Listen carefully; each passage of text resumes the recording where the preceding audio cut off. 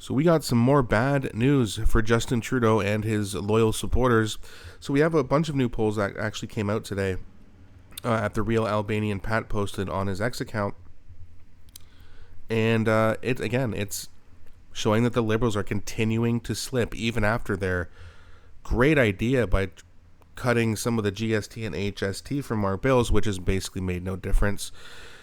So let's start with Spark Advocacy. I've never covered them before, but that's okay. We'll add them to the average here. This is going to be a bunch of different polls, so it's not just this poll, but you do have Spark Advocacy here with the Conservatives at 43%, Liberals at 20%, NDP at 19%. Then you have Leger or Ledger, however you say it. You guys are going to roast me in the comments because I don't know how to pronounce certain words, especially French ones. That's okay. Go ahead.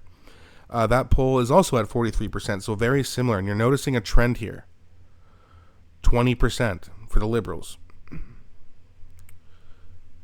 And one more here. They have Nanos. Now, Nanos is the only outlier. So every other left or right-leaning poll has the Liberals around 20%. But even Nick Nanos, who usually has the Liberals around 26, 27%, even he has them dropping. He also has the Conservatives doing better than some right-wing polls have them at 43%. Nick Nanos has them at 44%. And again, I do think that Pierre Poilievre is going to severely overperform. Like by maybe even 10 points. My projection is that he's going to get over 50% of that. And if he gets 54, 55, that's a 10-point difference. And I do think he can achieve that. Especially the longer we go without an election. Now, again, it looks like, in my opinion, we're going to have one in spring. But it's not a guarantee.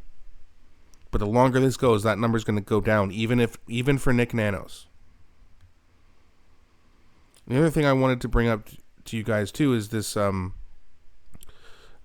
this is from Spark Advocacy as well, and they showed the...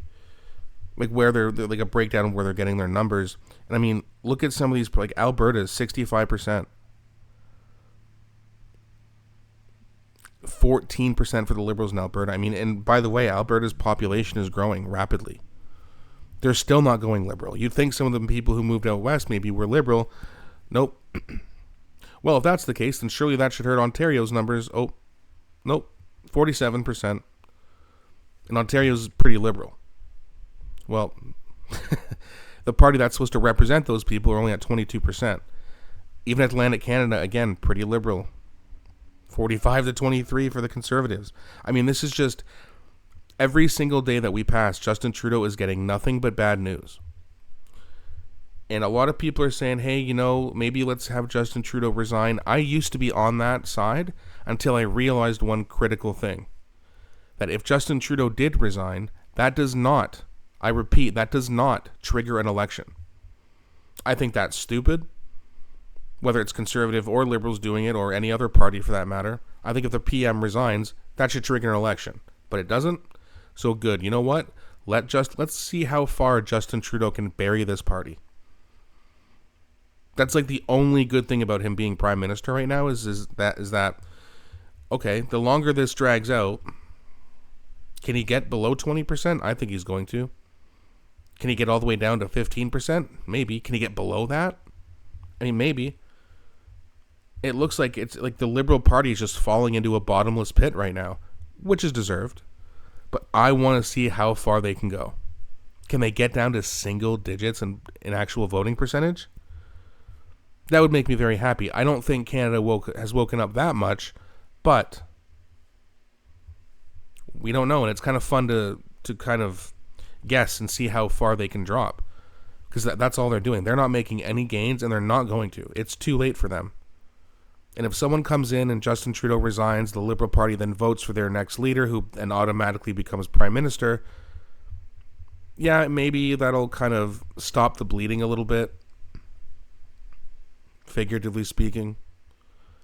But even if it does, it's only going to be temporary, because the people of Canada are going to realize that whether it's Mark Carney or Chrystia Freeland, it's just another version of Justin Trudeau. So it's not going to matter in the long run.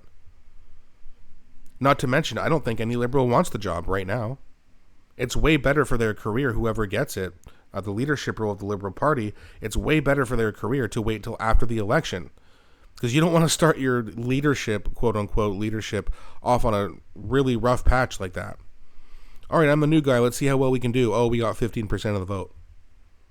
Like, it's going to be an absolute massacre when Canadians go to the voting polls. No matter what.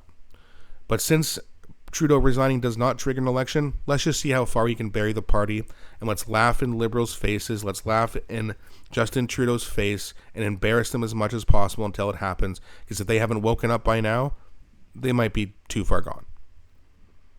But let me know what you guys think in the comments section. Do you think that the polling average is right, or do you think Pierre Poilievre is going to overperform? Please don't be shy. I really enjoy your guys' comments, and I enjoy engaging with you guys. Please also don't forget to like and subscribe, as it really helps grow the channel. Thanks so much for watching, and I hope you guys have a great day, and Merry Christmas.